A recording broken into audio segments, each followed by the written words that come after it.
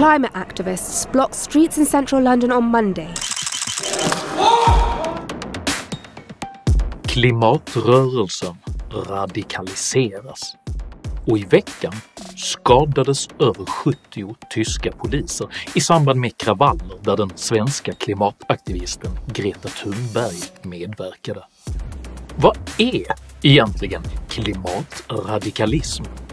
Hur ämnar klimatradikalerna uppnå sina mål? Och vad händer med ett samhälle om demokratin viker sig för radikaler? Dessa frågor tar jag upp i veckans videokrönika om grönt våld. Uppskattar du mina filmer så hjälper du mig att kunna fortsätta göra dem om du stöttar mig via något av betalningsalternativen här nedanför. Det är endast tack vare ert generösa och frivilliga stöd som jag kan fortsätta att utveckla denna kanal. Så ett stort tack till alla de av er som bidrar. Idag talar jag om retorik, radikalism och revolution. Häng med!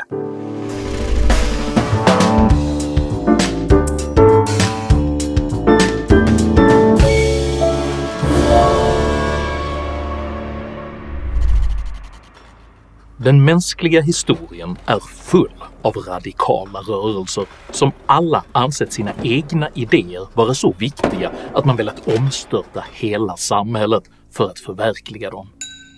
Oftast med ganska tveksamma resultat. Den dygdens republik som Robespierre försökte instifta i samband med den franska revolutionen blev till exempel i efterhand känd som det blodiga skräckväldet. De röda khmerernas ambition att göra Kambodja till en agrar utopi ledde till massavrättningar och tvångsarbete. Och det kommunistiska Östtysklands försök att befria sitt folk från kapitalistiskt förtryck urartade snabbt till en grotesk totalitär övervakningsstat.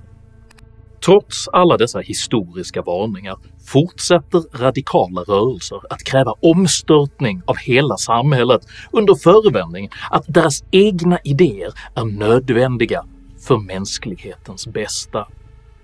Samtidens mest radikala omställningskrav kommer från klimatrörelsen, som på bara ett par decennier har utvecklats från den gröna vågens hippiekollektiv till en våldsam aktivistisk kraft med krav på storskaligt omstörtande av hela den existerande samhällsordningen. Dessa attityder växer sig just nu allt starkare under den apokalyptiska föreställningen att de egna idéerna är så oumbärliga, de egna problemen så akuta och de egna lösningarna så nödvändiga att man är beredd att kompromissa med demokratin för att nå sina mål. Ett aktuellt exempel på just denna utveckling är hur ett 70-tal poliser nu i veckan skadades i samband med klimatkravaller i den tyska byn Lützerath, där även den svenska klimataktivisten Greta Thunberg fick föras bort av polis. Det är lätt att försöka släta över sammandrabbningar av denna typ med förklaringen att några enstaka rötägg förstör för en i övrigt fredlig klimatrörelse. Men jag kommer i denna video att redovisa uttalade belägg för att våldsam radikalisering nu är klimatrörelsens medvetna strategi.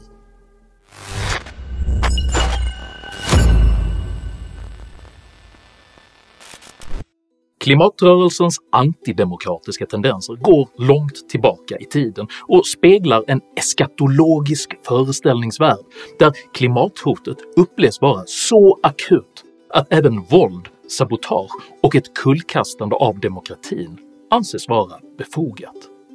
Redan 2009 besvarade exempelvis miljöpartisten Per Holmgren frågan “Vad skulle du göra om du var statsminister?”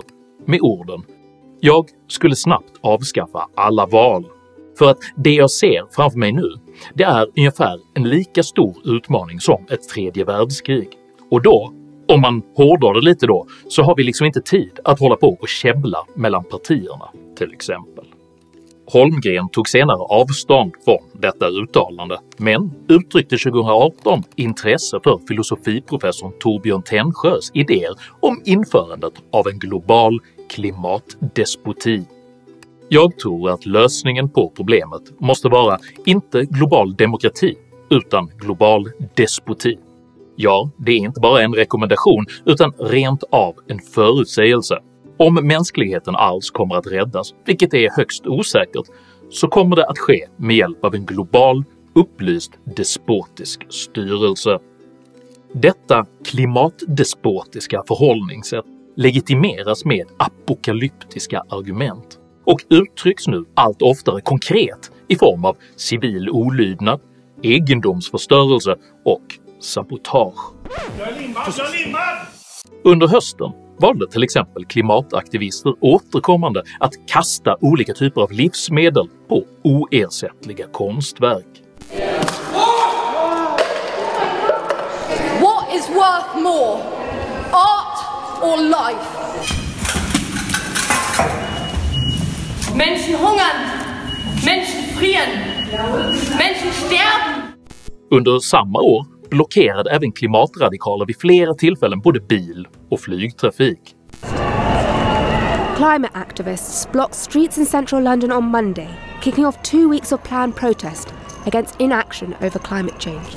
Several of them were arrested, including 2 men who had chained themselves to a van. There's a gentleman who's climbed on top of the plane. This is to just shout out to everyone that we're in a climate emergency. He's so brave. He was crying and very frightened, but he decided these things have to happen. Det avslutande citatet i detta klipp, “He decided these things have to happen”, är oförenligt med liberala demokratiska rättsprinciper och understryker hur klimatrörelsen nu på allvar har börjat präglas av de despotiska tendenser som Tännsjö argumenterar för. På motsvarande sätt utför nu även svenska klimatradikaler återkommande aktioner där viktiga farleder egenmäktigt blockeras. Men sabotage, det är ju ingen sabotage. Det här handlar ju om att demonstrationsrätten är ju faktiskt grundlagsskyddad. Och det kan man inte bara härja med hur som helst. Kvinnan i klippet uttrycker antidemokratiska ideal. Först genom att likställa orsakandet av en allvarlig trafikstörning med demonstrationsrätt. Och sedan genom att kräva att politikerna ska göra det enklast tänkbara, nämligen vad hon själv vill. Någonstans så tänker väl makthavarna, hur ska vi göra för att få bort dem från gatorna? Och då, istället då för att göra det enklast tänkbara att återställa våtmarkerna som vi vill. Denna oreflekterade egenmäktighet leder sedan direkt till Tännsjös despotiska slutstation. Vi blir ju desperata och frustrerade, så att, vad ska vi göra? För den som lyssnade på gymnasielektionen i samhällskunskap är svaret på kvinnans fråga mycket enkelt. Du kan debattera, argumentera, demonstrera och till och med arbeta politiskt för dina egna åsikter. Men du kan inte på ett allmänfarligt sätt bryta mot lagar bara för att du känner dig frustrerad. Men just denna radikalisering är nu klimatrörelsens uttalade strategi.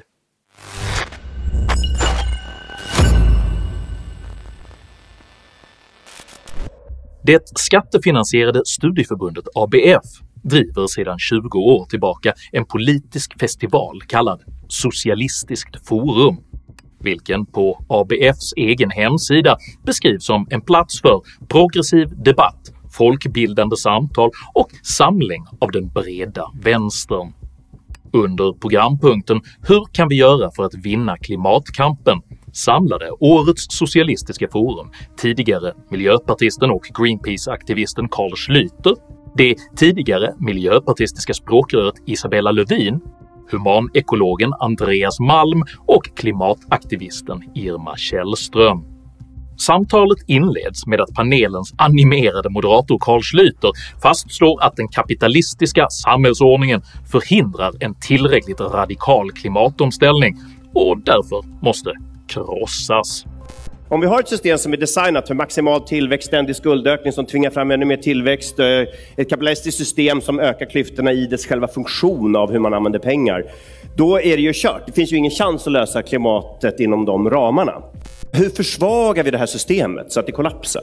Kapitalismen kan undermineras från massa olika håll, massa nålstick. Underifrån lokal ekonomi, alternativa valutor, reformera banksystemet, gå från sidan, uppifrån, underifrån, från alla håll, bara krossa det. Andreas Malm förstärker sedan detta utspel med krav på att alla fossila energibolag måste nationaliseras och avvecklas. Vi kan inte ha företag som ExxonMobil, Chevron, Total, Shell, BP. Alla måste tas över och läggas ner och omvandlas till någonting annat. Det centrala kravet som måste resas här är att de här företagen tas över och nationaliseras, socialiseras och tvingas att avbryta sin olje- och gasproduktion omedelbart. Malm anför dock reservationen att det ännu är oklart om kapitalismen måste avskaffas för klimatomställningens skull eller om det är klimatomställningen som kommer att avskaffa kapitalismen. Om själva avskaffandet råder dock enighet. Den delen av kapitalismen vet vi måste per definition avskaffas. Men vi vet inte per definition att en lösning av klimatkrisen också innebär att all kapitalism som sådan avskaffas. Det kan mycket väl sluta med det, men då är det en slutpunkt på en process som kanske börjar med att vi avskaffar just fossilkapitalet. Det före detta språkröret Isabella Lövin håller med om Malms analys, eftersom hon menar att klimatomställningen inte kan vänta tills man genom revolution uppnått ett klasslöst samhälle. Väldigt glad över din analys, Andreas, för jag delar den, att det är inte så att vi kan skjuta upp klimatomställningen, att vi verkligen adresserar det här extremt akuta hotet som är här och nu till liksom en framtid, ett klasslöst samhälle när vi först ska göra revolution. Lövin funderar sedan högt över hur man egentligen kan förverkliga ett systemskifte bort från profit, vilket enligt Malm bör ske genom klimatrörelsens radikalisering. Ja, men hur motiverar vi då liksom ett systemskifte där inte profit står i centrum? En väldigt viktig trend är rörelsens radikalisering. Både retoriskt och ideologiskt, till exempel när Greta Thunberg rör sig mot explicit antikapitalistiska positioner som hon gör nu. Men också taktiskt, praktiskt, när olika rörelser, Just Stop Oil i Storbritannien, Letzte Generation i Tyskland och så vidare, experimenterar med taktisk eskalering. Och de här trenderna tror jag kommer att förstärkas därför att det är väldigt svårt att se någon annan utväg än att klimatrörelsen radikaliseras. Malm ser sedan ett behov av att utlösa större klimataktivistiska protester med hjälp av den tydligt radikala och militanta flank som redan är under utveckling i Europa. De kommande säsongerna av klimatkatastrofer som vi vet kommer vid någon punkt måste utlösa nya vågor av mobilisering liknande den som vi såg 2019. Men i större skala förhoppningsvis och med en mycket tydligare närvaro av en radikal flank som redan är under utveckling i Europa. Nästa våg måste bli större och den måste bli mer militant. Klimataktivisten Irma Källström håller med Malm om detta och betonar vikten av att delar av klimatrörelsen nu utvecklar kapacitet att göra skarpare saker. Det finns absolut liksom strömningar eller rörelser i rörelsen som har en mycket tydligare riktning och är mer redo att göra liksom skarpare saker. Absolut. Att det är under uppväxt i alla fall. Och jag tror att det behövs. Det är naivt att föreställa sig att vi kan på något sätt vinna den striden utan att använda oss av väldigt radikala metoder. Efter detta uppmuntrar samtliga panelister direkt till att rikta in civil olydnad och egendomsförstöring mot fossila energibolag.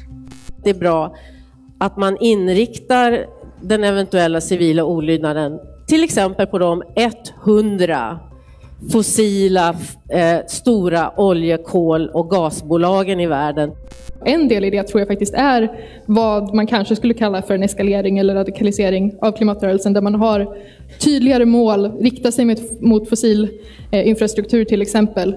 Jag måste, för att ägna mig åt direkt uppvigling, erkänna att när jag gick en liten promenad i morse så kom jag upp här till Rådmansgatan, och där finns ett kontor som heter oljeinvest.se som ägnar sig åt att locka rika människor i Sverige att investera i oljekällor. Hur kan det företaget agera öppet? Och det är inte det enda exemplet på högkvarter för fossilkapitalet som vi har i centrala Stockholm. Men inte bara hur kan det agera öppet, hur kan det ha skyltfönster som står helt orörda år efter år? När vi har...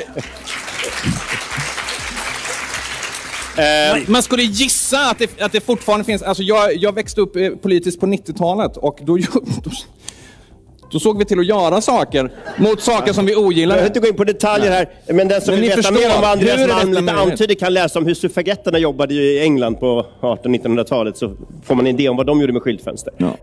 Malm förklarar sedan att den radikala flankens syfte är att tvinga fram stöd för den bredare klimatrörelsens krav. Och Lövin fastslår skrattande att en sådan utveckling skulle störa det traditionella politiska arbetet.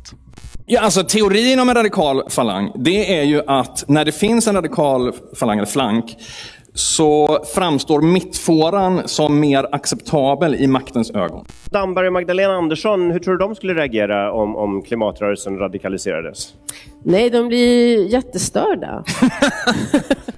Malm summerar nu argumentationen genom att utöver traditionell aktivism även direkt uppmuntra till civil olydnad, egendomsförstöring och sabotage. Jag förespråkar, inte bara för att göra det väldigt klart, att alla måste ägna sig åt saker som sabotage eller egendomsförstörelse.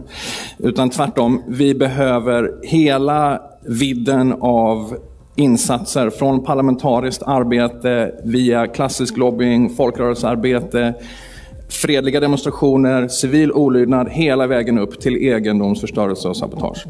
Alla citat i denna video är aktuella och autentiska och går i skrivande stund ännu att se på Socialistiskt Forums Facebook-sida. Därför har jag nu en direkt fråga till dig som är demokratiskt vald politiker, riksdagsman eller tjänsteperson. Jag högaktar åsikts- och yttrandefrihet och anser att vårt demokratiska samhälle mår bra av att kloka och respektfulla meningsmotståndare till oss drabbar samman i en frodig och vildvuxen samhällsdebatt. Men är det verkligen lämpligt att ett av Sveriges största studieförbund tillåts använda skattemedel för att anordna en festival där radikalvänstern uppviglar ungdomar till egendomsförstöring, sabotage och ett indirekt kullkastande av den liberala demokratin? Och medan ni sitter och funderar över detta så bör ni även betänka att exakt dessa metoder just nu målmedvetet radikaliserar unga klimataktivister till att avsätta både er och den demokrati ni företräder. I mean, the time for small steps in the right direction is gone. What we need now is drastic changes, and that will only happen if we have massive pressure from the outside. Idén att man kan vinna strider av den här omfattningen genom att bara bete sig relativt snällt är baserad på en otroligt skev och snäv och för mig svårbegriplig läsning av historien om social kamp. They're just politicians and people in power pretending to take our future seriously. No more blah blah blah. No more whatever the fuck they're doing inside there. En radikalare klimatrörelse på väg och att vi är redo att ta tillbaka vår framtid.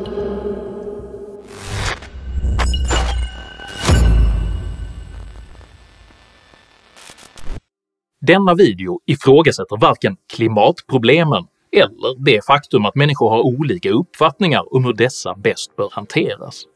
Den ifrågasätter däremot de radikala strömningar, rörelser och individer som anser sina egna idéer, övertygelser och lösningar vara så viktiga att de är beredda att åsidosätta demokratin. Och här går en hård gräns, för nej, demokrati, äganderätt och rättssäkerhet är inte en kapitalistisk konspiration, utan de grundläggande värden som bär upp hela den västerländska civilisationen. Och jag vänder mig därför nu direkt till dig som säger sig värna klimatet.